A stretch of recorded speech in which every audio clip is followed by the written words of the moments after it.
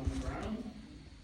If you need to fidget or need to stand up, you can do so quietly. I don't mind.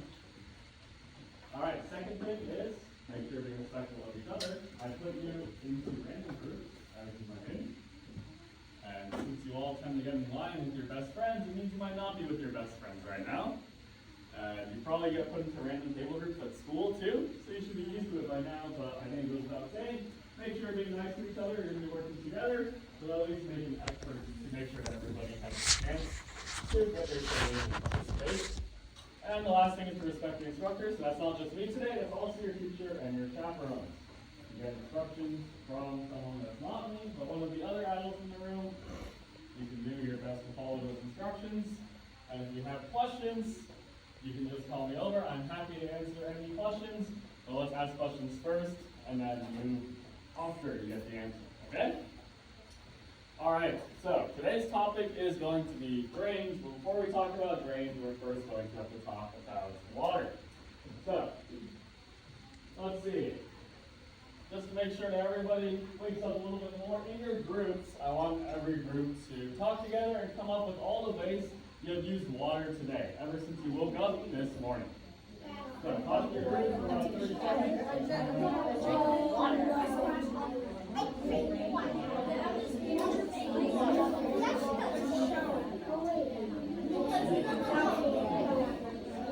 You didn't brush your teeth?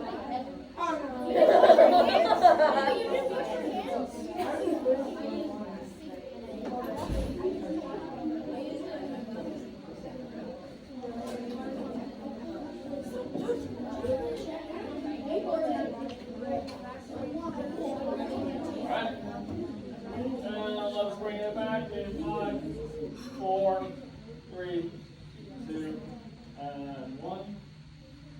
All right, so every group talked at least a little bit during that 30 seconds. And if you're very protective of the ways that you use water this morning, you can volunteer something that one of your group members said. Does anyone want to offer something? Wash your hands. I hope you wash your hands. Brush your teeth. Drinking water. Wash your face. Okay, good. Take a shower. Fill the water bottle. Okay. What's the toilet? Flush the toilet. And hustle. Walk in it. Walk in it. Okay. Elaborate a little bit more. I'm curious. Aren't there like slight hints of like water in the atmosphere? Okay, that is true. There's water vapor in the atmosphere. So I guess you could consider that walking through it. Okay, so the point is, we came up with all the different ways that we use water, and we've only been awake for what, less than 5 hours? So, let's see if we can get this one. If you were to give me one main reason why water is important, what is the most important reason why we need water?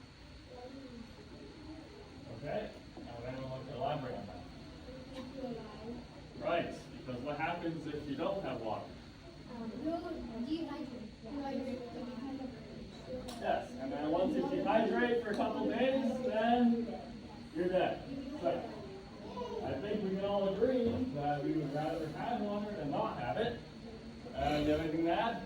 TV has water in it, and without a TV, I won't. Okay, well, if you introduce water to your TV, does anyone want to think about what would happen? If you don't have water, you turn into a gray blade. Okay, well, I think that there are worse things than being a raisin. Because after you soak in the water for a while, you could argue that you become like a raisin. Yeah. But at least you're still alive. Without water, well, yeah, then you're no longer alive. I think most of us prefer being alive over being dead. So, for the time being, we're going to focus on our drinking water. So, now the problem with our drinking water, let's narrow it down a little bit. Does anyone know how much of the earth is actually covered in water? Yeah. Of the water area of the earth is 70%.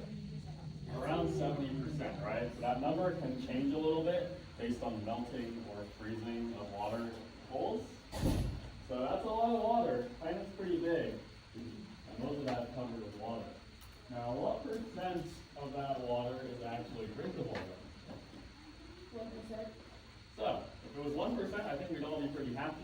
But it's actually less than 1%. 0.0. So luckily for us, it's a little bit more than that. So somewhere in between, it's usually cited as around 0.3 to 0.5% as drinkable fresh water.